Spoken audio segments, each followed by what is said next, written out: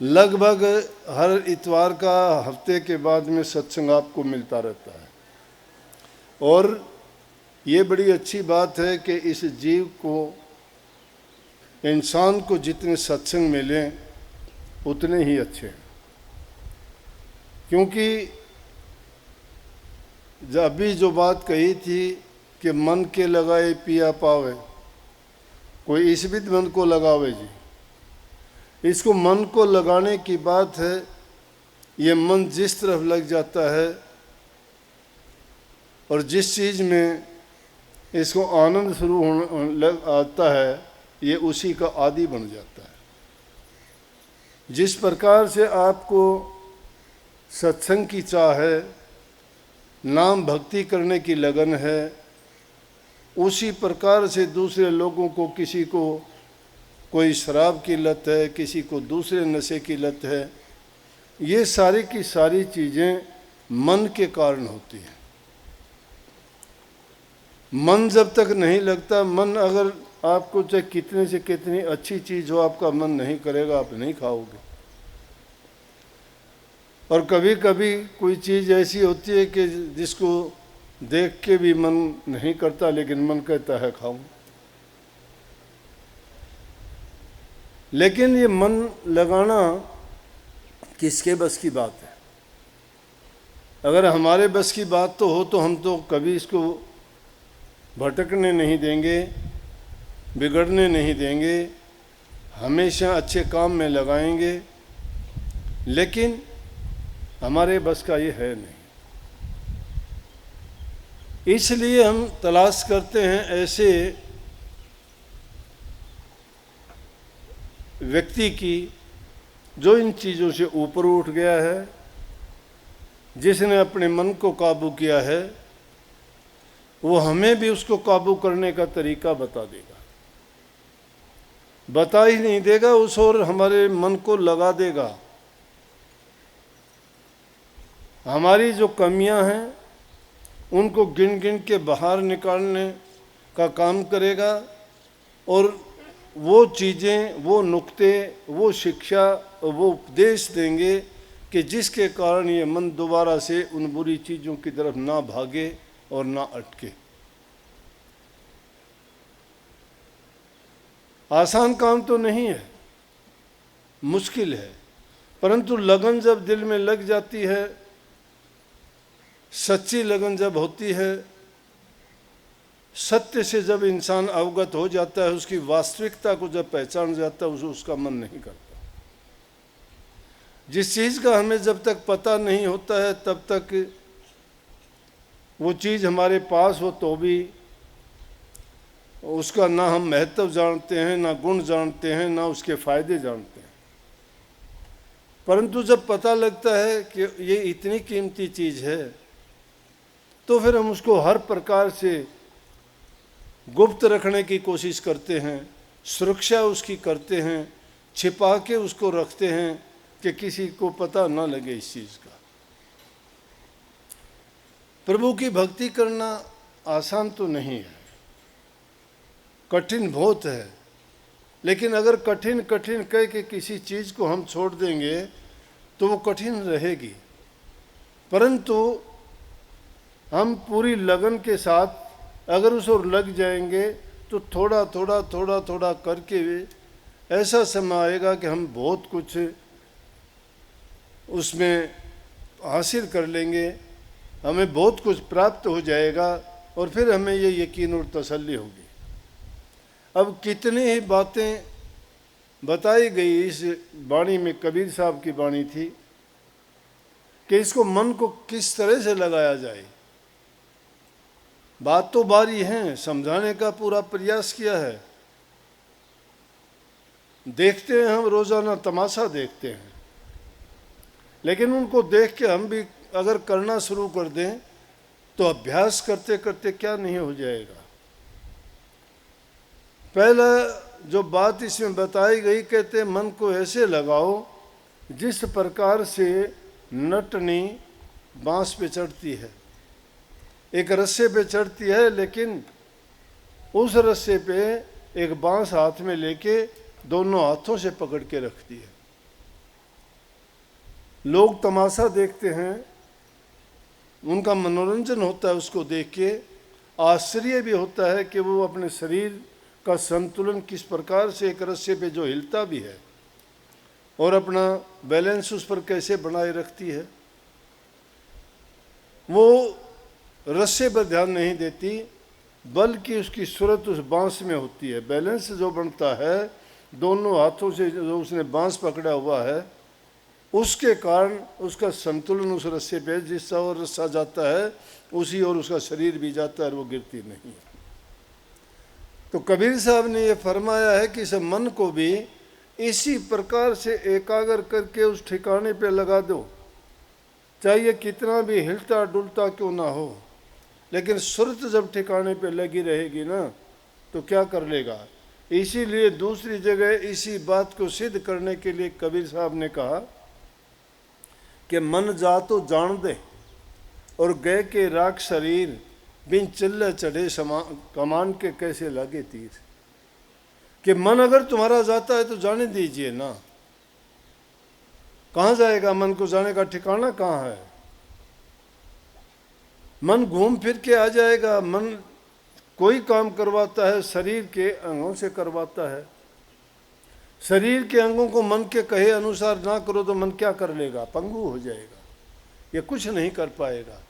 इसलिए कहिए, जिस प्रकार से नटनी बांस में अपना ध्यान लगाए रखती है और अपने शरीर का संतुलन बना के ऐसे उस पर टिकती है कि वो गिरती नहीं, इसी प्रकार से एक साधक को, जो आप साधन करते हो, ध्यान करते हो, मन तुम्हारा विचलित होता है, तरह तरह की बातें उठाता है, कभी की पुरानी दबी हुई बात जो मन में पता नहीं क्या क्या निकल के आती हैं, और हम दूर चले जाते हैं नाम के सुमरण से भी और ध्यान से भी भटक जाते हैं। और जब याद आती है कि हम अभ्यास के लिए बैठे थे, ध्यान करने के लिए बैठे थे, हम सुमरण करने के लिए बैठे थे, बातें क्या याद कर रहे हैं। ये है उस मन को ठिकाने पे लाने का। कहने के लिए बात बड़ी सुगम सी लगती है, लेकिन जब करोगे, जब लगोगे, सबसे पहली चीज है धैर्य रखना पड़ेगा। उसके लिए आपको इंतज़ार करना पड़ेगा। ये नहीं कि आज लगे, आज सोचो कि मेरा काम तो अभी बन जाए, नहीं। कोई भी काम करने के लिए आदमी को धैर्य रखना पड़ता है, मेहनत करनी पड़ती है, संयम रखना पड़ता है। एक आदमी आया मेरे पास, अभी बैठे थे जब सत्संग करने के लिए, बोला कि काफ़ी देर होगी, बड़ी मुश्किल से जो है दर्शन हुए, बड़ा परेशानी हुई। माँ परेशानी हुई तो दर्शन होंगे कि नहीं होंगे। परेशान होके आया तो 3 काम हो गए, तेरे दर्शन भी हो गए, पास भी बैठ गया और आशीर्वाद भी मिल गया। अगर परेशान नहीं होता, मेहनत नहीं करता, सहज में ही सब कुछ मिल जाता, तो आपको उस चीज़ का इतना आनंद भी नहीं आता। इंसान को जब मेहनत करके, परिश्रम करके जो चीज़ हासिल होती है, वो उसकी कीमत और कदर को समझता और जानता है कि उसने चीज़ कैसे प्राप्त की है। नहीं तो सीधी सी बात है, इजी कम इजी गो। जो चीज़ तुम्हें आसानी से मिलती है वो आसानी से चली भी जाती है, छूट जाती है। तो मेहनत करके की हुई चीज़ कभी आदमी खोता नहीं है और उसकी कीमत और कदर को जानता है। आगे भी ऐसी बात बताई कि उसके लिए अहंकार को त्यागना पड़ता है। अहंकार, उसमें हाथी का नाम लिया कि ये भक्ति का तरीका तो ऐसा है कि जिस प्रकार से मिट्टी के अंदर, बालू रेत के अंदर बूरा या खांड मिल जाए, अब दोनों का एक सा उनका बनावट है, स्वाद का फर्क है, लेकिन रेत में और बूरा मिला दी जाए तो आप कैसे उसको अलग करोगे। अब तो तरीके साइंस के हो गए कि भाई उसमें पानी में डाल दे, दोनों को पानी में डाल दोगे तो खांड तो उसमें घुल जाएगी, रेत घुलेगी नहीं। पानी को निकाल लो, रेत उसकी तली में जम जाएगी। पानी को उबाल लो, तुम्हें चीनी और खांड वापस मिल जाएगी।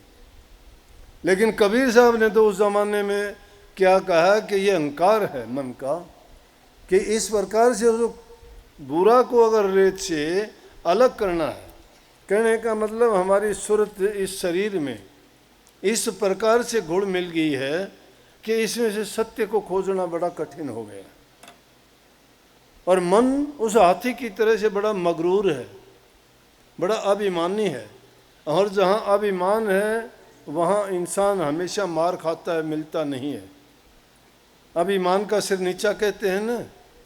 लेकिन कोई भी चीज़ आदमी नरमी से करता है, प्यार से करता है, दीनता से करता है, तो उसको तकलीफ़ भी ज़्यादा नहीं होती और उसका काम भी बढ़ जाता है, सफलता भी उसको मिलती है।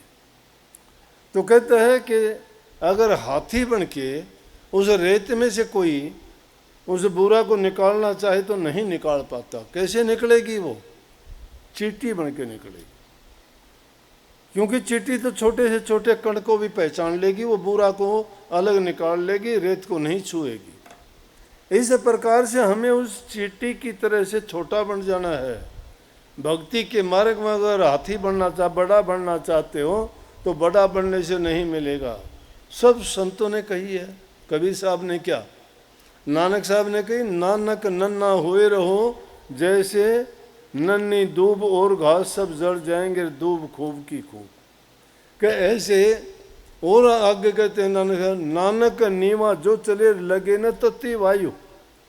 जो इंसान नीचा होके चलता है, जो निर्बल मानता है, अपने आप को हीन मानता है, वो इंसान, उसको कभी ताती हवा नहीं लगती, कष्ट नहीं सहने पड़ते। एक छोटी सी बात के कारण, अहंकार के कारण इतना बड़ा बवाल हो जाता है कि इंसान पूरी जिंदगी उसके लिए पछताता है। लेकिन वही बात, एक छोटी सी बात से अगर मुक्ति है तो वहीं उसको मोक्ष देना चाहिए, उससे कुछ घटता नहीं है। लेकिन हम अहंकार कर लेते हैं बात बात पे। ये अहंकार बहुत बड़ा दुश्मन है। देखो कितनी उसमें एक छोटी सी बात के कारण, थोड़ी सी भूल के कारण, थोड़ी सी अपनी सोच को सही न करने के कारण छोटी सी बात पर ऐसे झगड़े मुकदमे हो जाते हैं, पीढ़ियां बीत जाती हैं, झगड़ा नहीं मुकता, हम मुक जाते हैं। काम करने से जाते हैं, दिमाग में हमेशा वही बात, उसी की उधेड़ बुनी लगती है, कोर्ट कचहरियों के मुकदमे चलते हैं, धन की हानि, समय की हानि और घर की बर्बादी, बच्चों की परेशानी, सब का सब ऐसा बिखर जाता है काम। लेकिन किसके कारण हुआ? वो थोड़ी सी नासमझी के कारण। और उसको फिर हम दोष किसका देते हैं? भाग्य का दे देते हैं। कर्म का दोष फिर भी नहीं देते। कर्म किसने किया? हमने किया। कर्म करते वक्त हमने नहीं सोचा कि इसका प्रतिफल क्या होगा, इसका कर्म फल क्या बनेगा। अगर कर्म करते वक्त हम उस कर्म फल को जांच लें, परख लें, सोच लें, लेकिन उस टाइम पर क्या होता है कि कुबुद्धि हो जाती है हमारे विचार दूषित हो जाते हैं, क्योंकि उस समय हमारे अंदर अहंकार काम करता है। हम कहते हैं हम किससे कमज़ोर हैं, हम किससे कम हैं, हम ताकत में ज़्यादा, धन में ज़्यादा, परिवार में ज़्यादा, हमारे साथी ज़्यादा। लेकिन जब वक्त आता है, साथ कोई आया नहीं है, साथ कोई जाएगा नहीं, साथ तुम्हारे कर्मों ने जाना है। इसलिए कर्म को क्यों बिगाड़ो, कर्म को सुधारो। कर्म जो इंसान सुधार लेता है वो सुखी रहता है। सुख के लिए सब लोग छटपटाते हैं। ये रूह दुखी है इस संसार में आके, उस सुख की तलाश में ये सत्संग गुरु नाम के पास जाते हैं। जो इंसान सुखी होते हैं वो सत्संग को जानते ही नहीं, कहते हैं क्या करना हमने, सत्संग किस लिए।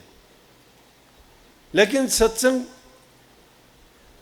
दुखी हो, जिस प्रकार से रोगी आदमी दवाई लेने से ठीक हो जाता है, उसी प्रकार से इंसान अपने दुख और कष्टों से बचना चाहता है तो प्रभु के नाम से वो ऐसी दवा है जिससे तीनों रोग कटते हैं, देहिक, देविक और आदि भौतिक। तीनों रोगों की दवा नाम में है। नहीं तो अलग अलग चीज़, शरीर का रोग है तो आपको कुछ और लेना पड़ेगा, मन का रोग है तो मनोचिकित्सक के पास जाना पड़ेगा, अगर मानसिक है तो मनोचिकित्सक के पास, शारीरिक हो गए है तो उसको, आध्यात्मिक है तो किसी गुरु के पास। लेकिन आपको अगर एक नाम रूपी औषधि मिल जाए तो सभी रोगों की दवा है वो, क्योंकि उसे सब समझ आ जाती है। इंसान अगर प्रभु के अर्पण अपने आप को कर देता है तो उसको ये पता लग जाता है कि हमारे ये कर्म का फल क्यों बना, किस प्रकार से उसका निवारण होगा। और जो जो नाम भक्ति करता चला जाएगा, ये इस तरह की जो बातें हैं इन सब से उसको छुटकारा मिलता है। परंतु हम क्या करते हैं, जब वो बात कोई होती है तो भूल जाते हैं सब कुछ। हमारा जो बुद्धि है काम करना छोड़ देती है, नहीं सोचते हम इस क्या होगा। और इसीलिए फिर कहते हैं कि अब पछताए क्या होता है जब चिड़िया चुग गई खेत। जो समय बीत जाता है फिर पछतावा कुछ मिलता नहीं है, वही पछतावा। और उसी पछतावे के लिए हम भी तो कर रहे हैं ना। ये जिंदगी की कीमत बहुत है, एक एक सांस की बड़ी कीमत है। लेकिन उसकी कीमत कब बढ़ती है, जब प्रभु का नाम लिया जाए तो। और प्रभु के नाम के बिना जो हम सांस जो लेते हैं, जीवन जो जीते हैं, एक एक पल जो जाता है वो लाख लाख मोल का ख़त्म होता है। और देखते ही देखते ये जीवन लीला अंत में पहुंच जाती है। बचपन खेल कूद में गवा देते हैं, जवानी मदहोशी में गवा देते हैं, कुछ याद नहीं रहता। बुढ़ापे में कुछ करने लायक रहते नहीं हैं। और जब मृत्यु सैया के पास जाते हैं फिर वो याद आता है, फिर उससे हाथ में क्या रहता, पछतावा, क्यों मैंने नहीं किया। जब सुनते नहीं हैं, क्यों नहीं सुनते हैं, क्यों, कौन नहीं सुनता है, मन नहीं सुनता है। क्योंकि मन चारों तरफ से माया से घिरा हुआ है। इस काल देश में सब माया का खेल है और चलती मन की है। क्योंकि मन काल का एजेंट है, समय रुकता नहीं है, समय चला जाता है। हम समय के इंतज़ार करते रहते हैं, कल से शुरू करूँगा, अगले महीने से शुरू करूँगा, बच्चों की शादी करके फिर शुरू करूँगा, अभी तो मुझे काम बहुत करना है। अरे काम ख़त्म नहीं होगा, हम ख़त्म हो जाते हैं। काम करते करते काम ख़त्म नहीं होता। अंत टाइम तक भी जबान बंद हो जाती है, मृत्यु सैया पर होते फिर भी इशारों से कहते ये कर ले, इशारे में कहते हैं ये कर। क्योंकि उसने ज़िंदगी भर किया क्या है, वो काम किए हैं, वही उसके दिमाग में है, वही उसका कर्म फल बन गया है। जीते भी वही, मरते भी वही, और मरने के बाद भी वही, मरने के बाद भी वही हो। परंतु इस जीवन को सत्य मानता है। सत्य कहाँ है, ये सत्य नहीं है। अगर नाम जिसने लिया है उस नाम के रस और आनंद को अगर प्राप्त करना चाहते हो तो उस नाम का सुमन करना शुरू करो, अभ्यास किया करो। और बिना कष्ट के, बिना मेहनत के कुछ मिलता नहीं है। कभी कोई सोचता हो मिल भी जाएगा तो उसमें कोई आनंद और खुशी भी नहीं होगी। लेकिन इसमें अकेला दोष नहीं है हमारा, कुछ कर्म है, लेकिन कर्म बनाने से भी बन जाएगा। प्रारब्ध कर्म के कारण हमें इंसान का चोला मिला, इसमें कोई संदेह नहीं। हम बड़े नेक कर्म करके आए हैं। एक जन्म के कारण नहीं, कोटि जन्मों के अच्छे कर्मों के बाद इंसान का चोला मिला है। कई मूर्ख लोग क्या करते हैं, इस जीवन को बर्बाद करते हैं। किस तरह बर्बाद, छोटी मोटी घटना के कारण, रोग के दुख के कारण, किसी और चीज़ की परेशानी के कारण सुसाइड कर लेते हैं। कोई कहता है मैं ऐसा करूँगा, ऐसे केस मेरे पास कई आए तो मैं उनको कहता हूँ अगर तू ऐसा कर भी लेगा किसका क्या जाएगा, तुझे क्या मिलेगा, करके देख। तू देखने आएगा कि क्या हुआ तेरे जाने के बाद। तेरे जाने के बाद तू जाएगा, तेरे पीछे कोई नहीं जाने वाला। परमात्मा ने तुझे ऐसा करने के लिए नहीं बनाया। परमात्मा ने तुझे ये अवसर दिया कि तू नेक कर्म करके, भक्ति करके, परहित करके, दूसरों के कल्याण और हित की बात जो सोचता है वो इंसान अपना हित करता है। क्योंकि अच्छा कर्म करने वाले को कर्म फल अच्छा मिलेगा, उसका मन शुद्ध और पवित्र होता है। अच्छा कर्म करने की उसको आदत पड़ती है, उसकी मनोवृत्ति शुद्ध और पवित्र हो जाती है, वो उसकी दुर्बुद्धि कुबुद्धि है वो सद्बुद्धि में आ जाती है, सद्गुणों से भर जाती है। और सद्गुण जब इंसान में आ जाते हैं तो वो इस छोटी मोटी चीज़ों को, इन पाप कर्मों की तरफ कभी ध्यान नहीं देता।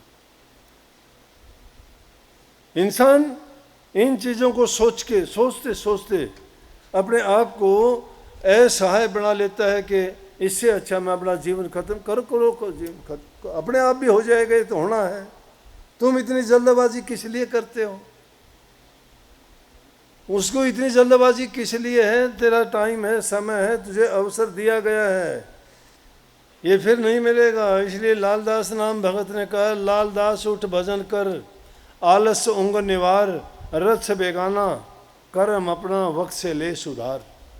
अरे ये तो बेगाना राज मिला हुआ है, हमें किसी से मांग के लाए हैं, ये शरीर हमारा नहीं है, वो भक्ति करने के लिए हमें दिया गया है, वो पूर्व जन्मों के कर्मों को काटने के लिए और इस जन्म मरण की व्याधि से बचने के लिए अवसर दिया है परमात्मा ने, कोटि जन्म भटका खाने के बाद। लेकिन हम क्या करते हैं कि पाखंडों में फंस जाते हैं और उनके कारण हमारे विचार, ख्याल, मन की भावनाएं इतनी दुर्बल हो जाती है कि हर चीज़ से डरते हैं, हर चीज़ से डरते हैं। रोज़ाना तो मरते हैं उस चीज़ के कारण, बुखार हो गया तो मरते हैं, सर दर्द हो गया तो मरते हैं, कोई थोड़ा सा कोई घटना हो जाती है तो मरते हैं। डर लगता है मरने से। एक है कि मरना चाहता है, दूसरा है कि मरने से डर लगता है।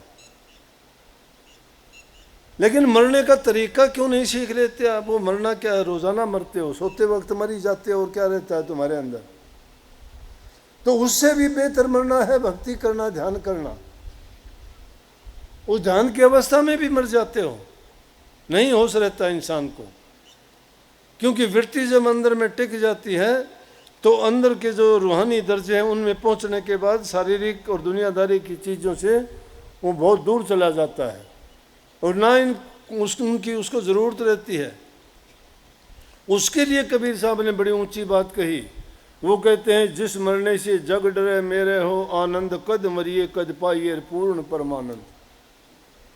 कि जिसके मरने से दुनियादारी के लोग डरते हैं ना, मुझे डर नहीं लगता, कि मुझे तो आनंद मिलता है जब वो बात सुनता हूँ। जब मरने का नाम सुनता हूँ मुझे आनंद मिलता। आनंद क्यों मिलता है? वो मरना, ये मरना नहीं है कि दुनिया से कूच कर जाए, नहीं, वो मरना है कि इस दुनिया को भूल जाए। जब वो ध्यान की अवस्था में जाए तो ध्यान की अवस्था में जब भूल जाता है तो उसमें उसको क्या मिलता है बदले में? आनंद। वो आनंद क्या है कि दूसरी चीज़ की कोई ना चिंता है, ना उसके बारे में उसको कोई ख्याल है, ना उसकी मन की वृत्तियाँ बिगड़ती हैं, ना उनसे कोई पीड़ा होती है। उसको आनंद ही आनंद मिलता है। जब प्रकाश में चला जाता है तो बूंद जैसे सिंध में मिल जाती है, उसी प्रकार से ये रूह उसमें अपने मालिक के दर्शन करके इतनी आनंदित हो जाती है, मदहोश हो जाती है, इसको पता ही नहीं होता कि तू कहाँ है। जिस प्रकार से एक भौरा जानवर होता है, जो पतंगा होता है, फूलों के खिलने पर खुशबू आती है तो खुशबू का आशिक होता है और उस खुशबू को लेने के लिए उस फूल पे जाता है, फूल पे जाके बैठ जाता है, अपना होश खो देता है। हम भी कई बार ऐसे कामों में होश खो देते हैं, नहीं देखते। कोई घर परिवार को छोड़ देता है, कोई माँ बाप को त्याग देता है, कोई और दूसरी चीज़ों को छोड़ के पता नहीं क्या क्या उल्टे सीधे कर्म कर बैठता है। किस लिए? कि जब वो कोई काम करता है उसको कोई लाज नहीं रहती, कोई शर्म नहीं रहती, कोई उसको किसी प्रकार का ख्याल नहीं रहता। उसका दिमाग एक ही चीज़ के लिए काम करता है, वो पागल हो जाता है, उसको एक ही चीज़ के पीछे हो जाता है, पागल हो जाता है, कोई ख्याल नहीं। ना उसका कोई भाई है, ना बंधु है, ना माँ बहन, ना बाप है, ना उसका घर है, ना परिवार है, उसकी एक ही चीज़ है जिसके बारे में वो सोचता है। एक भगत को भी सच्ची जो अपनी लगन लगानी चाहिए, वो इसमें लगानी चाहिए। एक फिल्मी गाना सुना कि देखो दुनियादारी की चीज़ के लिए लोग कैसे पागल हो जाते हैं, और वो गाना कितना था, अपने अपने मतलब के अनुसार लगा लेते हैं। मुझे तो सुन के बड़ा ख्याल आया उसमें। उस गाने में कहते हैं, अब चाहे सर फूटे या माथा यारा मैंने तो हाँ कर ली। सर फूटे चाहे माथा फूटे, मतलब चाहे जान चली जाए, मैं हाँ पक्का इरादा। भगत ऐसा इरादा नहीं करता। जो मैं बात कहता हूँ वो एक ही चीज़ के लिए उसने मन लगा लिया, हंसने की बात नहीं है। तुम उस ओर सोच के हंसते हो, मैं उस ओर दुख भरी कहानी बताता हूँ। उसके लिए तुम कभी नहीं सोचते सर और माथा फूटे, कभी लगाते हो सिर धड़की बाजी। भक्ति इतनी आसान नहीं है, बहुत कष्ट सहना पड़ता है। वहाँ बाजी सिर धड़की ही लगानी पड़ती है। जीते जी मर जाना उसको बोलते हैं। इंसान की कोई भावना नहीं रहती, कोई सुख नहीं रहता, एक कैदी बन जाता है। ना वो बोल सकता है, ना खा सकता है, ना हंस सकता है, वो रो भी नहीं सकता है। दुनियादारी की चीज़ें उसके कोई काम की रह नहीं जाती हैं। एक दिखावे मात्र के लिए सारे काम करने पड़ते हैं। तो मैं कहूँ तो लगन सच्ची वैसी होनी चाहिए जैसे भौरे की। वो भौरा जाके फूल के अंदर बैठ जाता है, आशिक है सूंघने का, इतना आनंद लेता है उसमें भूल जाता है मैं कहाँ हूँ। मदहोश फूल दिन में खिलता है, रात के टाइम बुझ जाता है। बुझेगा तो सांस कहाँ से लेगा, वो बंद हो गया फूल, भौरा उसमें बंद हो गया। लेकिन बंद होने के क्या बाद मर गया, प्राण गए उसके। अगले दिन फूल खिलता है तो मरा हुआ ही निकलता है उसमें। किस लिए प्राण त्याग दिए? एक चीज़ के कारण जिसका वो आशिक तो था, लेकिन लगन देखो उसी चीज़ में लगन लगा दी। हम प्रभु की भक्ति के लिए दम भरते हैं, हम भगत हैं, नाम ले रखा है। मुझे इतने साल हो गए, मैंने बड़े महाराज जी से लिया, मैंने छोटे। अरे नाम क्या, आजकल तो पाखंडी लोग इतने हो गए, उनके पास कोई ना बोलने के लिए नहीं, कोई ना अकल के, ना कुछ समझ, ना कभी उन्होंने भक्ति की, उनको नाम का ही नहीं पता नाम क्या है। और वो भी गुरु बन के बैठते हैं, बड़े बड़े ड्रामे नाटकबाजी करते हैं। वो दूसरों को क्या सिखाएंगे, कहाँ लेके जाएंगे?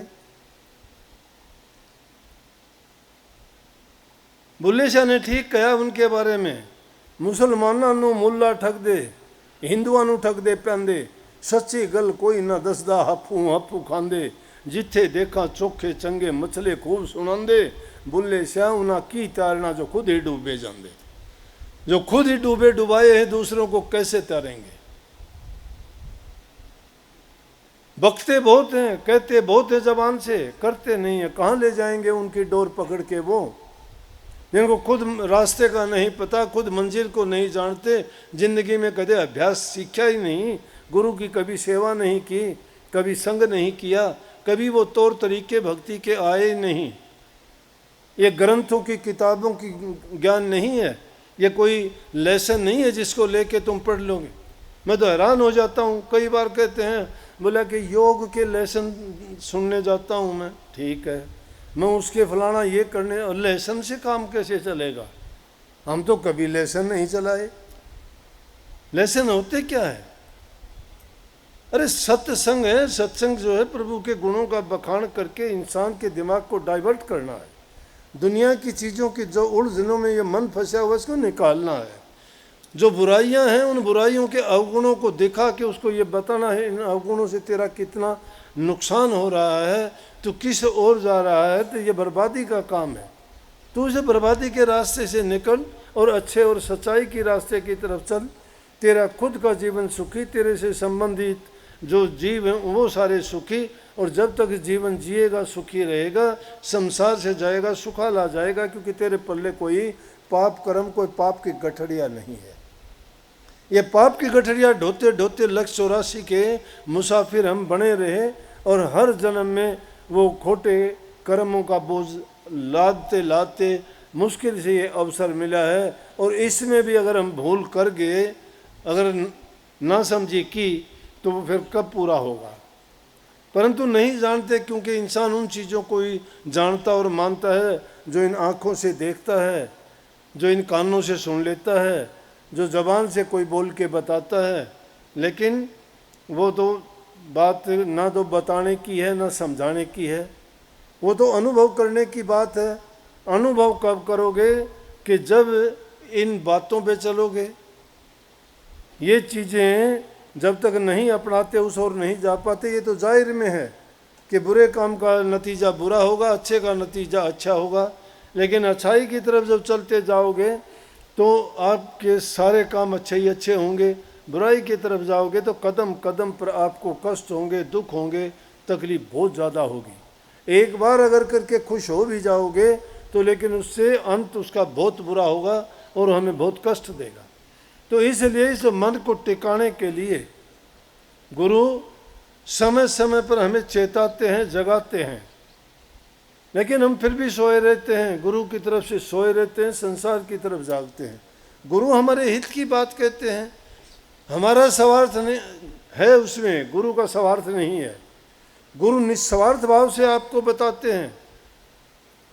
गुरु आपको प्यार का रास्ता सिखाते हैं, प्यार बताते हैं कि तुम अगर प्यार करोगे तुम्हारे मन में दीनता आएगी, प्यार आएगा, उसके अंदर नरमी आएगी, दया का भाव होगा, उसके अंदर दूसरे की सहायता मदद की भावना जगेगी।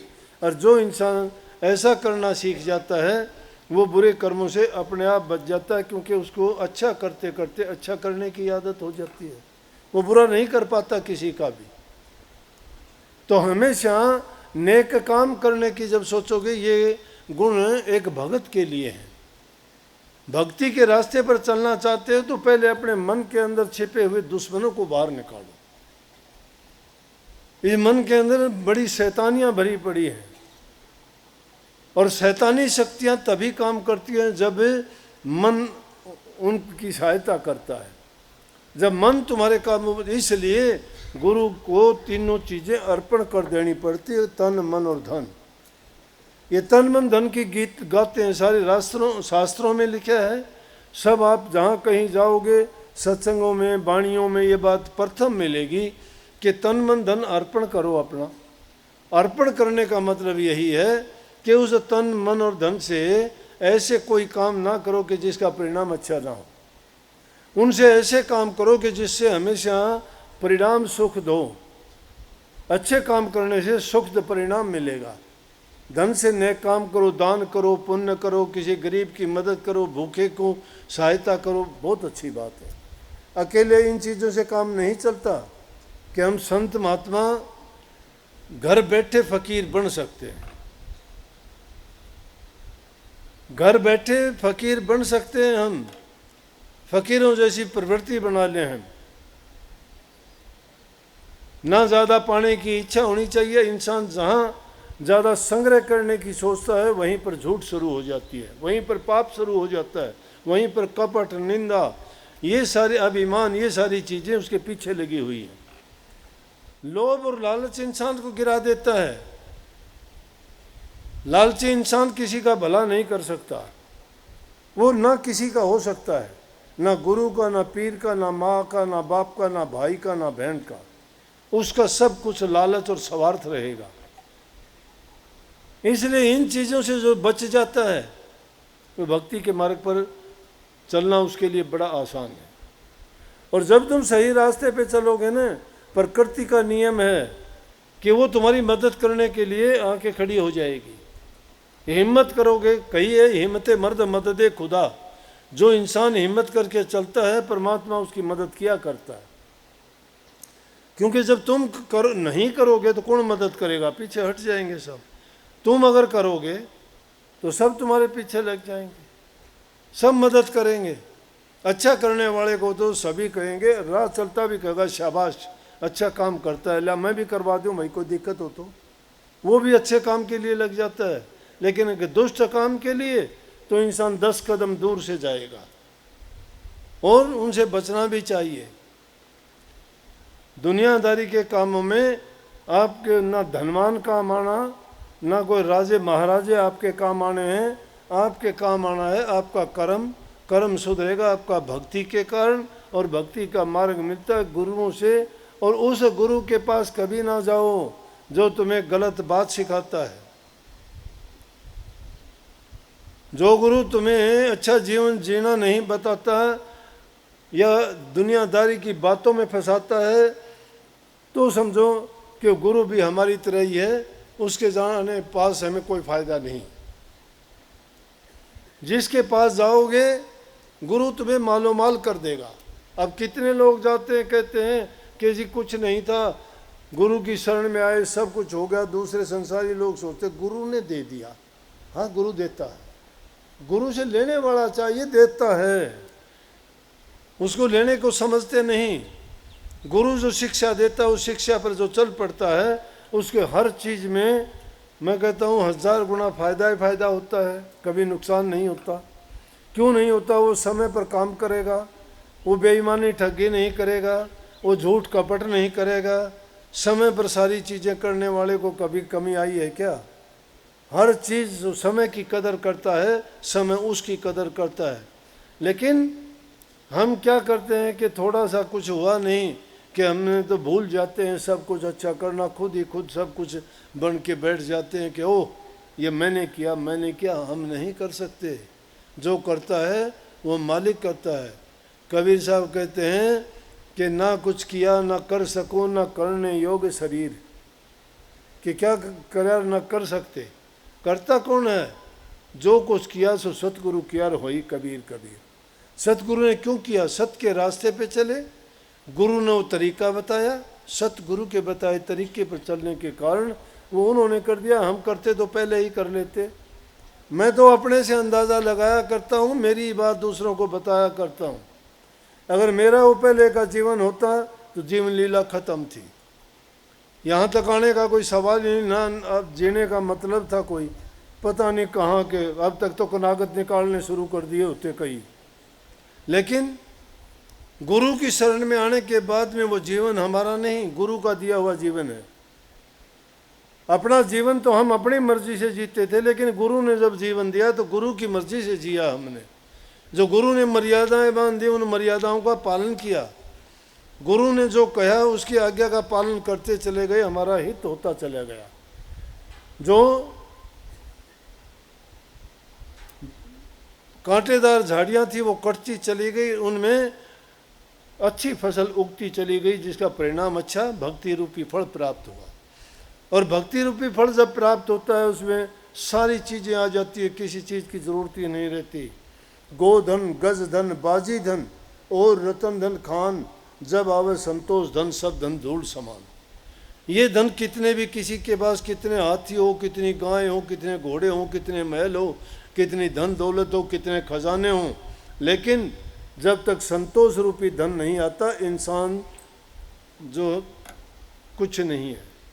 और जब संतोष रूपी धन आ गया तो और धन उसको मिट्टी के समान लगते हैं, कोई मायने नहीं रखते। इसलिए ये जीवन के रहते हुए हमें नेक काम करें। नेक काम करते करते क्या होगा कि हमारा मन करेगा कि हम एकांत में जाके अपने ध्यान में समाधि में लीन हों।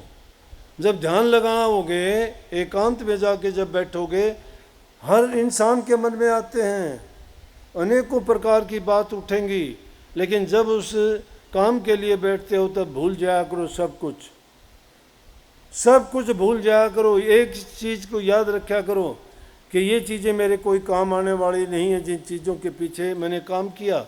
हाँ, मेरा फ़र्ज़ था, फ़र्ज़ को पूरा करता हूँ कि फ़र्ज़ का कर्ज उतारना है, वो उतार रहा हूँ, वो भी ईमानदारी से, सच्चाई से। लेकिन मेरा उद्देश्य है भक्ति करके अपने जीवन को सफल बनाना। अगर मैं ऐसा नहीं कर पाया तो मेरा जीवन बर्बाद चला जाएगा। और ये अगर बर्बाद चला गया तो क्या पता कि दोबारा से ये मौका मिले या ना मिले, अब कब आए नहीं आए। अब आया हुआ जब हाथ में है और इसको छोड़ के हम आगे की अगर सोच करते हैं, आगे होगा नहीं।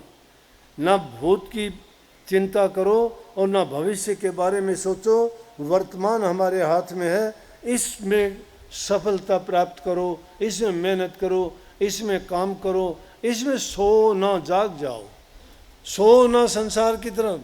लेकिन इसको जीते जी मरना कहते हैं, जीते जी मरना। और वो मरना ये है कि जब ध्यान की अवस्था में जाओगे सब कुछ भूलते हुए आपको अता पता ही नहीं रहेगा, एक ही निशाना आपके सामने होगा। अगर आपने गुरु के रूप का ध्यान किया है तो उसी में लीन हो जाओगे, वही गुरु का रूप एक नूर, एक प्रकाश बन जाएगा और उस प्रकाश में तुम प्रकाश रूप ही होके इस प्रकार से मिल जाओगे जिस प्रकार से एक जल की बूंद जाके सागर में गिर जाती है। और उस बूंद को अगर तलाश भी करें तो पता ही नहीं, क्योंकि वही रूप जल का है और वही रूप उस बूंद का है। वो बूंद और सिंधु दोनों एक ही हैं, गुण एक ही है उनमें।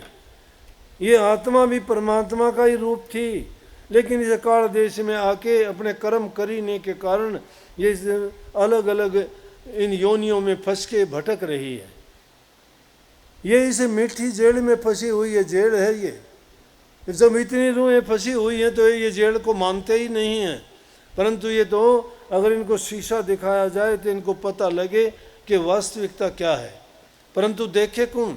ये तो कुआं में भांग पड़ी हुई है, जो पीवे वो पागल हो जाता है। ये सारी दुनिया एक जैसी है, सोचते हैं कि सब के सब एक जैसे हैं, लेकिन कौन? संत सतगुरु जब आते हैं तो वो जीव को बताते हैं कि देख भाई, जिसमें तू आया है ये दुनिया तेरी नहीं है, तू जिस जगह से आया था वहाँ पर ये चीज़ें नहीं हैं। इनको छोड़ के जब वहाँ जाएगा तो तुझे पता लगेगा ना वहाँ कोई राग है, ना द्वेष है, ना वहाँ निंदा है, ना कोई बुरी चर्चा है, ना कोई पाप है, ना पुण्य है, ना कोई छोटा है, ना कोई बड़ा है, ना कोई ऊंचा है, ना कोई नीचा है, ना कोई महल है, ना कोई झोंपड़ी है, ना कोई खाना किसी का अलग है, ना कोई रहना किसी का अलग है। एक जैसे, जैसे सागर में हिलोरें लगती हैं पानी की, इस किनारे से लेके उस किनारे तक वही है।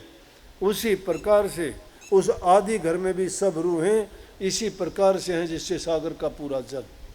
इसलिए जब हम ध्यान करेंगे ये बातें तो याद आएंगी उस टाइम में भी, लेकिन वो ख्याली बात हो जाएंगी, ख्याल होगा वो, लेकिन नकली ख्याल करते करते असलियत में पहुंच जाओगे। एक चीज़ का नकली ख्याल करोगे ना, क्यों गुरु के रूप का ध्यान बताते हैं कि ये मन वैसे तो टिकता नहीं, लेकिन जब गुरु के रूप में टिकना हो जाएगा फिर गुरु का रूप भी नहीं रहेगा, वहाँ तुम्हारा भी नहीं होश रहेगा कि तुम कौन हो।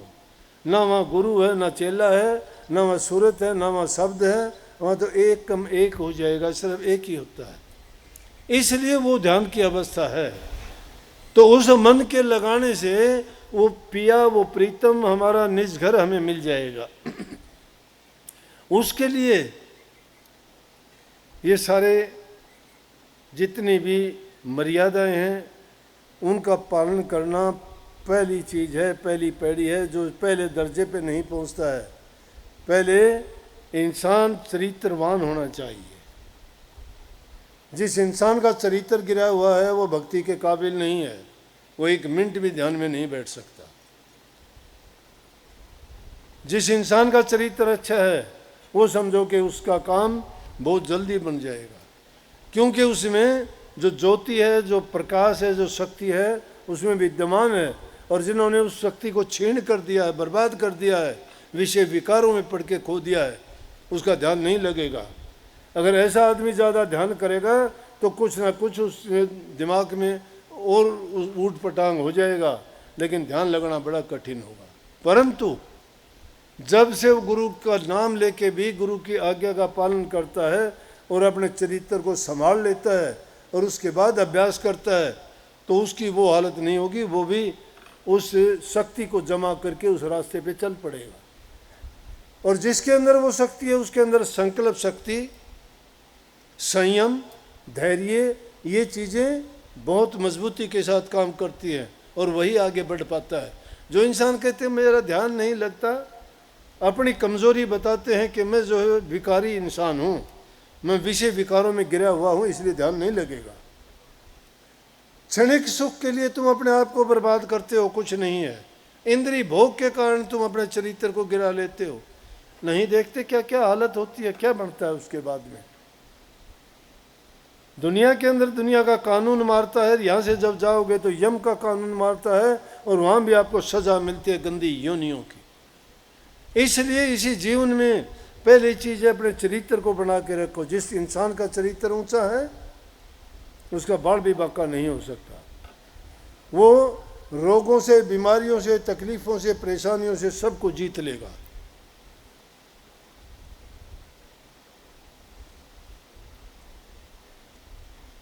उन चीज़ों का जो पालन करता है। लक्ष्मण इंद्रजीत था और इंद्रजीत के कारण किसका वध किया था उसने, नहीं पता। मेघनाथ इंद्रजीत था। इंद्रजीत का वध इंद्रजीत ने किया, चरित्रवान ने। श्री राम के साथ वन में गया, उनके साथ उनकी पत्नी नहीं गई। पूरी जिंदगी माता सीता का उसने चेहरा नहीं देखा, सिर्फ पैरों तक की पहचान थी उसको, चेहरे की पहचान नहीं थी। कभी गर्दन उठा के नहीं देखा। तो इंद्रजीत को इंद्रजीत ने जीत लिया। तो ये शक्ति जो इंसान के अंदर होती है, वो कोई भी काम करेगा उस काम में उसको अद्भुत सफलता मिलेगी। पहली चीज़ है इंसान चरित्रवान बने। दूसरी चीज़, इंसान घरों में प्यार, प्रेम और शांति रखे।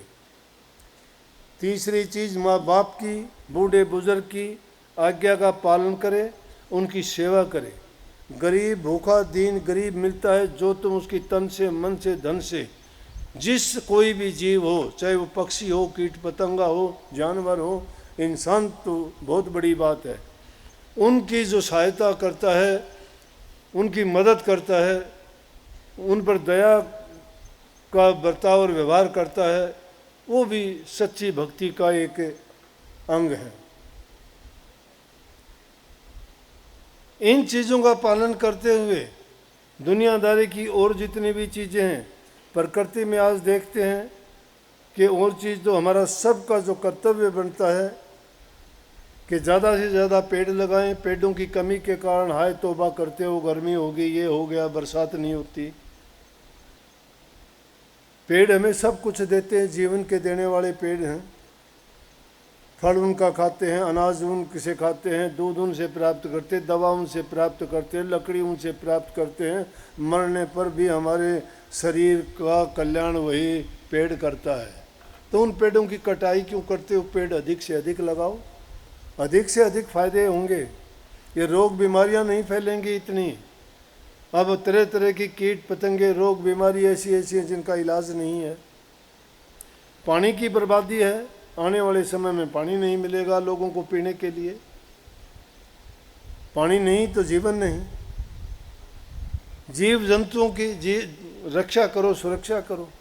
जंगली जीव जंतु कितने होते थे, सब खत्म हो गए।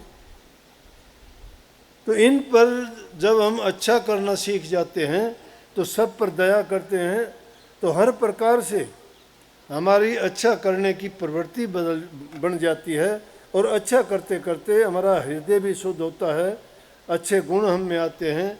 और यही एक सच्चे भक्त के लिए सच्चा रास्ता भी है कि इन चीज़ों के आने से ही हमारे अंदर प्रेम होगा, सहानुभूति होगी, दीनता होगी। और वो जो प्रेम जागेगा, वो प्रेम ही हमें परले पार लगाएगा। प्रभु से भी प्रेम का ही नाता जोड़ना है। बात बात पे कह देते हो नहीं, दुनियादारी की झूठी बातों में पढ़ के कहते हो, वो करते करते कुछ नहीं। जबान से दिन में 1000 बार कहते हो आई लव यू, कितना गलत करते हो? करते हो? कौन करता है? सिर्फ शब्द रह गए बोलने के लिए। प्यार करना खाला जी का घर है क्या? प्यार करने वाला अपने आप को उसके अधीन कर देता है, न्यौछावर कर देता है, अर्पण कर देता है अपने आप को। हम अर्पण कहाँ का करना, सब धोखे का खेल खेलते हैं। वो प्यार सिर्फ किसके साथ करते हैं? लड़का लड़की के साथ में या लड़की लड़के के साथ? नहीं, प्यार माँ बाप के साथ करो, प्यार बच्चों के साथ करो, प्यार जीव जंतुओं से करो, प्यार कीट पतंगों से करो, सबसे करो। प्यार बहुत पवित्र चीज़ है और प्यार एक बहुत अच्छी दवा भी है। जो चीज़ दवा से काम नहीं होती वो प्यार से अच्छा होता है। छोटा बच्चा अगर बीमार हो जाता है, उसकी माँ उसको अपनी छाती पर लेटा के जब उसके सिर के ऊपर हाथ फेरती है, वो बच्चे का रोग दूर हो जाता है। उसको दवा ना दे तो भी वो बच्चा ठीक हो जाता है। वो जानता ही नहीं है मैं क्या रोग बताऊं, लेकिन उसकी माँ समझती है कि उसको किस चीज़ की ज़रूरत है। वो वैद्य बन के उसके काम करती है, और वो सारी दवाई उस प्यार में है। नाम भी प्यार है। जो प्यार नहीं करता वो नाम नहीं जपता। प्यार और नाम एक ही चीज़ हैं। इसलिए भाई, नाम जो आपको मिला है वो नाम बड़ी शक्तिशाली चीज़ है। बड़े बड़े पापियों को त्यार दिया उसने, बड़े बड़े डाकुओं को इंसान बना दिया उसने, बड़े बड़े दुष्टों को रास्ते पे ले दिया उसने। लेकिन हम तो क्या करते हैं, 4 दिन सत्संग में आते हैं, अपने मतलब के लिए आते हैं, या वहाँ भी आके चोरी सीखते हैं, या झूठ बोलना सीखते हैं, या किसी से पैसे लेके भाग जाते, उसके देना नहीं चाहते। वहाँ भी अपने वो धोखेधड़ी का खेल खेलते हैं। अरे किस लिए, कितने दिन के लिए? उस लोभी की तरह से वो अपना जीवन बर्बाद कर लेते हैं। जिस प्रकार से एक आदमी के पास एक मुर्गी थी, और वो मुर्गी रोज़ाना एक सोने का अंडा देती। ठाठ करता था वो, सोने का अंडा रोज़ाना उसको दे के आता, पूरा परिवार अपने उसे गुजारा करता, खाता पीता ऐश करता। एक दिन उसको लालच हो गया कि क्यों ना इसके सारे मार के पेट में से अंडे जितने वो निकाल लूँ एक दिन में, और अब धनवान हो जाऊंगा। ये रोज़ रोज़ का एक अंडे से क्या है, लाता हूँ सारा ख़त्म हो जाता है, खा पी लेते हैं। अगर ज़्यादा होंगे तो कोई कारोबार काम कर लेंगे। वो मुर्गी को पकड़ के मार दिया। मारने के बाद में वो एक अंडा दिया करता, वो भी नहीं मिला उसके। क्यों? तो बनता था ना। अब ये लालची आदमी इस प्रकार से कुछ चीज़ के, थोड़ी बहुत चीज़ उसको मिल गई, लेके वो भाग गया कि मैंने तो बहुत लूट मचा ली। अरे लूट कहाँ मचा ली मूर्ख, तुम तो खो दिया सब कुछ लालच में आके। इस प्रकार से लालची आदमी सत्संग से जुड़ते हैं, किसी आदमी से जुड़ते हैं, किसी संस्था से जुड़ते हैं अपने स्वार्थ सिद्धि के लिए। ये ऐसा एक जगह है जिसमें सब प्रकार के लोग आते हैं। यहाँ कोई जाति पाति नहीं है, कोई ऊंच नीच नहीं है, कोई अमीर गरीब नहीं है, यहाँ कोई किसी के साथ भेदभाव नहीं है, आगे बैठेगा या पीछे बैठेगा। कोई किसी को ये नहीं कि तुझे अलग सत्संग मिलेगा, तुझे अलग मिलेगा। कोई ये नहीं है वहाँ खाना किसी को अलग मिलेगा। सबके साथ समान व्यवहार जहाँ होता है वहाँ समानता सिखाई जाती है। उसी में प्यार है, मिल के बैठना है, उसी में एकता है, उसी में इंसानियत को इंसान पहचानता है कि इंसानियत क्या है। यहाँ भेदभाव का सवाल नहीं है। और जब इन चीज़ों को आदमी समझता है तो जहाँ ऐसी चीज़ होगी वहाँ अपने आप ही उसके मन का शुद्धिकरण हो जाता है, बुराइयाँ छूट जाती हैं। लेकिन जिन घरों में बुराइयाँ भरी पड़ी हैं, निंदा होती है, चुगली होती है, बच्चे माँ बाप का कहा नहीं मानते, बर्बाद हो जाते हैं, रोते फिरते हैं बेचारे। क्या करें, उनका जोर नहीं है। माँ बाप तो चाहते थे उसको कुछ का कुछ करना, लेकिन जो अपने आप को बर्बाद करना चाहता है माँ बाप क्या कर लेगा उसका। माँ बाप उसके जीवन को सुधारना चाहते हैं, परंतु वो अपनी नादानी और अपनी बेवकूफ़ी के कारण खुद जो अपने जीवन को आग के हवाले कर देते हैं, उनको कौन बचाएगा।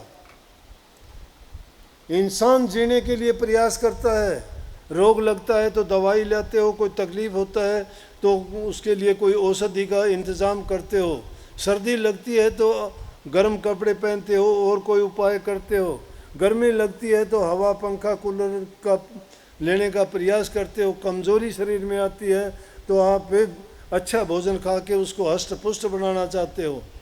क्यों? कि आप जीना चाहते हो। उस जीने के लिए आप हर प्रकार की चीज़ के लिए इंतज़ाम करते हो, परंतु इस जीवन को सफल बनाने के लिए जो चीज़ है उसकी ओर दूर क्यों भागते हो। वो सब चीज़ें उस भक्ति से पूरी होंगी। नाम भक्ति करने से तुम्हारे सारे काम संवरेंगे। तुम्हारे जीवन का सुधार तो नाम भक्ति से ही होना है। फिर उस नाम भक्ति से दूर भाग के कहाँ जाओगे।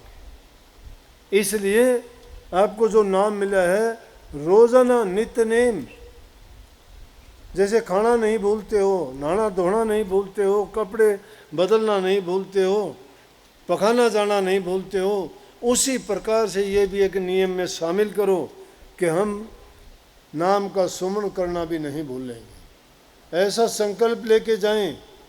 मैं कहता हूँ कि अगर आपके ख्यालों में बदली हो जाएगी, शक्ति मिलेगी, और रोज़ाना जब करते करते आपका अभ्यास पक जाएगा, आदत बन जाएगी, आप उसके बिना नहीं रह पाओगे। जिस प्रकार से कोई नशा करने वाला आदमी टाइम पर उसको नशा नहीं मिले, फिर वो बड़बड़ाने लगता है, लड़खड़ाने लगता है। सच्चे बन के चलोगे तो तुम्हारी परमात्मा भी मदद करेगा। अगर हाँ, परीक्षा तो हो जाएगी। एक बार एक आदमी सत्संग में जाने लगा, अच्छा नहा धो के गया, रास्ते में गया तो ठोकर लगी, कीचड़ था, पड़ गया, कपड़े खराब हो गए। कैसे जाऊं सत्संग में, वापस मुड़ लिया। वापस जाके सतगुरु भी हमारी परीक्षा लेता है। दोबारा मुड़ के गया, जाके दोबारा से कपड़े पहन के आया, दोबारा पहन के आया, उसी जगह पे आया और फिर उसको पैर फिसल गया, कीचड़ था, फिर वही हाल। उसने सोचा आज तो कोई ना कोई बात हो रही है, लेकिन उसने भी सोचा कोई बात नहीं, ये भी मालिक की कोई दया ऐसी है कि चलो फिर बदल के आता हूँ। तिबारा जब बदल के आया तो वहाँ पर जब निकलने लगा तो एक इंसान खड़ा मिला। बोला भाई इधर से नहीं, इधर से आएगा तो फिसलेगा तू। यहाँ काफ़ी पहले भी मैंने देखा है 2-3 आदमी फिसल के गए और वो बार बार कपड़े बदल के आए थे। उसने मुड़ के देखा कौन है, कहने लगे आप। बोले मैं काल हूँ। बोला मेरी पेश चली नहीं, मैंने कोशिश तो यह करी थी रोकूं तुझे, लेकिन तेरा इरादा देख के अब मेरे से रहा नहीं गया, इसलिए तुझे सच्चाई बताता हूँ कि तू इतना ही पक्का है तो इधर से निकल जा। ये रचना मैंने जानबूझ के रची थी। तो काल भी ऐसे काम करता है कि रास्ते चलते हुए पर आप पर हर प्रकार की वो इस तरह की परीक्षा की घड़ी घटित कर देता है कि ताकि आपको जांचा जा सके कि आप कितने सच्चे हो, कितने पक्के हो, या आप बनावटी हो। जब सच्चे बन के किसी काम में लगोगे ना तो वो काल भी तुम्हारी मदद करने के लिए खुद आएगा कि चल भाई मैं छोड़ के आऊँगा तेरे को। बहुत बहुत सबको आशीर्वाद। एक संकल्प लेके जाओ कि नेक काम करेंगे, कभी किसी का बुरा नहीं करेंगे, नाम का अभ्यास ज़रूर करेंगे, नाम का सुमन करेंगे। यह गारंटी मेरे से ले लो, सच्चे दिल से जो भक्ति करेगा, नाम का सुमन करेगा, उसके कष्ट, तकलीफ, रोग, बीमारी, परेशानी सब दूर होती चली जाएंगी। लेकिन करना सच्चे मन से। सच्चे मन से नहीं करेगा तो मन ने दोष ना दियो भाई। मन में कपट रख के कोई काम ना करना।